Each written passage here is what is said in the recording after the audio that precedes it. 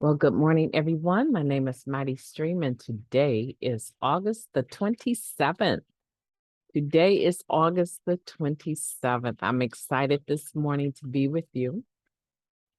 My name, again, is MightyStream. I'm brought to you by Hope Through Navigation, and this is our H.O.O.D Recovery Services. I'm going to be doing your Just for Today in a meditation for August 27th. So grab your meditation books if you have it. And for those of you who don't, I'm going to share the screen. If you're new to this program, I will share the screen and you can read along with me if you want, okay? August 27th, choosing life. Change from self-destructive patterns of life became necessary. Basic text, page 15. Active addiction is a smoldering death wish. Each of us courted death every time we used. Our lifestyles, too, put us at risk. The life of an addict is sold cheaply with every day and every dose. In recovery, the first pattern we change is the pattern of using. Staying clean is the start of our journey into life. But our self-destructive behavior usually went far deeper than just our using. Even in recovery, we may still treat ourselves as if we are worthless. When we treat ourselves badly, we feel badly. And when we feel badly, we seek relief. Maybe even in our maybe even in our old solution, drugs. That's a sentence worth rereading. And when we feel badly, we seek relief, maybe in our old solution, drugs. Choosing recovery means choosing life. We decide each day that we want to live and be free. Each time we avoid self-destructive behavior, we choose recovery. Just for today, I will choose life by choosing recovery. I will take care of myself. Wow. Different choices. I like that. Choosing life. Let's take a moment of silence, followed by the wee version of Serenity Prayer. Moment of silence now, please.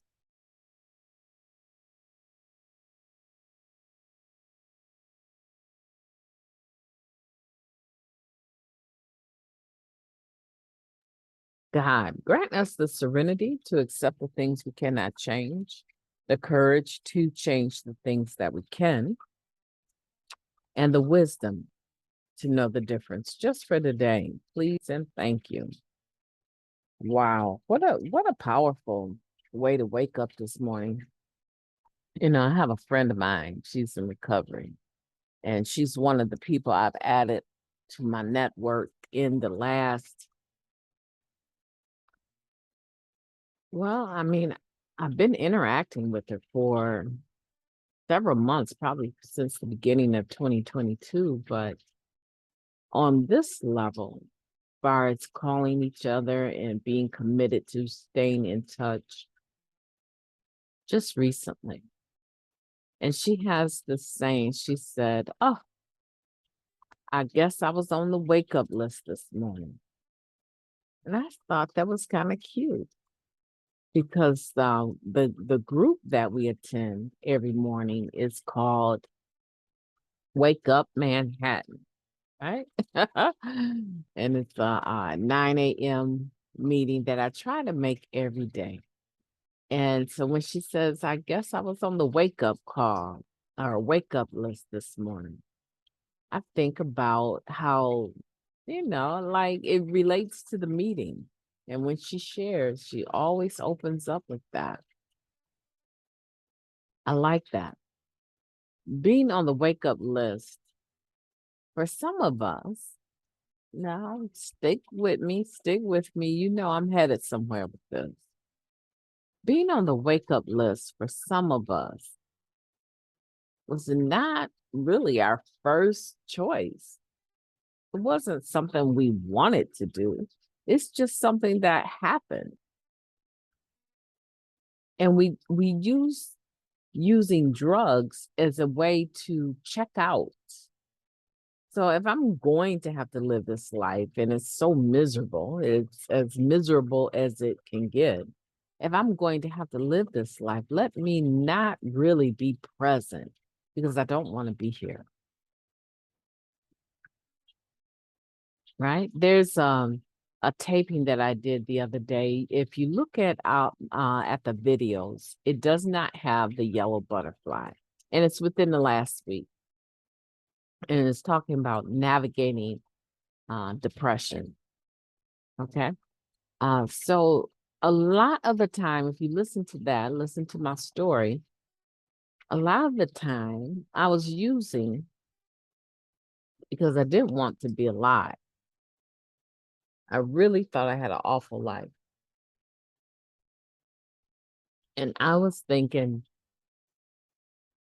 most of you are probably like that. You might have even started using because it was the thing to do and you were being challenged by some of your peers. But at some point in time, you chose. I don't know if that makes sense. At some point in time, you chose to take another hit. You chose to use again, right? So initially, it might have started out fun and games, but it became more than just fun and games. It became a coping mechanism. It became what we did in order to survive our day-to-day living. And then as we started to choose it more regularly, our bodies thought it was normal to have that substance.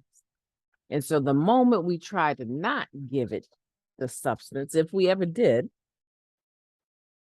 we understood now I'm dependent on this. Like I'm going to be sick all day if I don't use, right? I got to the point where being on the wake up list was not my choice. So as soon as I would wake up, I would start using. And some people say, well, when I would come to, I would use some more.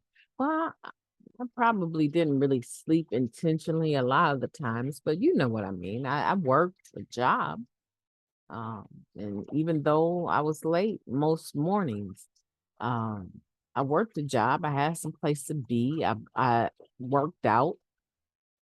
Um, and so I woke up. I didn't come to all the time. I woke up and it was just part of my coffee routine. And this was before flavored creamer actually came out. I was using something called Bailey's and cream, Kahlua, right? I was making myself a Java. What I call it is a Java, like a very strong licorice type licorice, not the candy, right? Licorice coffee. It was a long time before I could even go to a cafe and enjoy flavored coffees and specialty coffee like most people because it was how I started my day. And I'm sure that if you were on the wake up list, you probably still had to use to survive the day. Do you know we were choosing death on a daily basis? Our self-destructive behavior went way past our using. There were other things that we did, and a lot of those things we did in secret. But a lot of those things the world knew about because our ability to hide them became less and less. The longer we used, the more unlikely it was for us to be able to hide it from the world that we were at. Our disease was on display. You remember that commercial? This is your brain, the egg, and a skillet, right? A frying pan. This is your brain, and this is your brain on drugs. Yeah, that was us. For you young people, you might not remember that commercial. But yes, we had issues way past the using of the drugs. The using of the drugs was just a symptom of our disease, just a symptom of our disease. So I got to tell you something. I choose to live every day. And not every day am I in the best of moods because I do sometimes get very short with the people around me. And it usually has something to do with cleaning the house, carrying your part of the responsibility, right? I can get short about feeling like I am the only one working. Okay, so but regardless to how I physically feel and how frustrated I might get, I'm frequently seen walking through the house, organizing, disorganizing, singing, dancing, smiling. I can be caught smiling most of the time. That sounds so crazy to me. I can be caught smiling most of the time. I was such a depressing personality. Honey, look, I'm trying to tell you, but today I choose life. I choose to bring the energy. Like Brenner Bouchard says, I choose to live the charged life, right? I choose to do that today. I want you to choose life.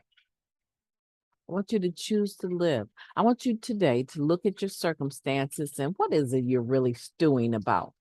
What is it that is really under your skin? What is it that you have already told yourself? You have a made up mind. If this come to my doorstep one more time, I am going to snap lickety split.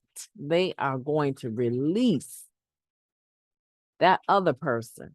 I guarantee you, if this happens again, I am going, what is that? What is it that is bugging you like that? And then I want you to apply the spiritual principle of surrender, acceptance, and optimism. We haven't heard that word in a long time. You ever heard someone say she's so optimistic? They mean that she is so positive. And optimism is the state of the condition of being optimistic, right? I want you to be optimistic. I want you to have that spiritual principle of optimism. I want for you to look at that situation differently today. I want you to really think about it. It might take you only 15 minutes to come up with it. It's one situation because you're a human being. I'm quite sure you have one situation that is really, and I do mean really, under your skin. It has potential to send you to prison. It has potential to take somebody's life if you don't manage it. If you don't take authority over it, it has the ability to land you in some places you do not want to go. Not clean. Right? What is that situation? And then I want you to practice those three things: surrender, acceptance, and optimism. And then I want you to write today's date, 8/27, choosing life. And then I want you to write choosing life over my children's daddy, my baby daddy, my baby mama. Choosing life over, list it, whatever it is, even if you have to write their name or initial or give them a nickname. So nobody picking it up can read it, right? And understand it. Choosing life over And then I want you to, after that, say today and hereforth, I will not allow this situation to control me. I will not continue to hold a resentment. I will not continue to resend this situation back to my mind, my spirit, and heart. I will not continue to do that. Right? Because that's what a resentment is. If you look at it, resent and then mint. Mint stabilizes something. It makes it firm. It's solid. It's minted, right? It's a state of being that is not really easily changeable. And the re part is a repeat, to do over, right? And then the scent is, of course, to make something go from where you are now to another spot. So now you're rescinding the mentation, right? The stability of a condition. Excuse me. So you are rescinding a regret, an anger, a sadness. You are rescinding the circumstances that created that feeling back to your mind, body, and spirit. And it's kind of like you're going back into the past, grabbing that circumstance and bringing it forward into your spirit and saying, now, feel that again. You're rescinding that old situation back to you, to your mind, your body, and your heart, your spirit, and you're reliving that past thing, that past encounter. And that's what I need you not to do. I need for you to let that go. I need for you to say, okay, now this might be one of those white helium balloon type situations where I write the name in permanent marker and go to the park and release it and watch it float away forever. Yeah, this is one of those things that I want you to let go of and stop choosing death. Every time you pick that up, every time you go back and get it and bring it back into your spirit, you are causing yourself to die again. Today, I am the type of person, if I tell you something from the past, I'm trying to teach from it. I'm not trying to hold it in my energy. As a matter of fact, truth be told, when I talk about navigating depression, that is a story from, I can't even tell you how many years ago, in 1990 something. It's an old sadness, but it doesn't create sadness in me today. It creates wonder in how God was able to save my life, even though I was choosing death. That's what your old stuff needs to become. And the only way it becomes that is doing the work. It becomes that by making that decision to choose life in that situation and stop choosing death. Yeah, you have to do this. Truly, you do. You know, I've enjoyed talking to you. It seemed like there was something else I wanted to say about that. But, you know, I've spoken long enough on that topic. So we're going to release that. We're going to let that go. And we're going to move on in our lives and choose life. Choose life. Okay, so you have your marching papers. You have your assignment for the day per this topic. I've enjoyed talking to you, and I'm going to do the spiritual principle a day meditation right now. And then I will be talking to you tomorrow. 29 years clean come tomorrow. I am excited about it. I don't have any special plans, but I'm excited about, and come tomorrow, I'll start working on my 30 years one day at a time. So I'm looking forward to that. Thank you.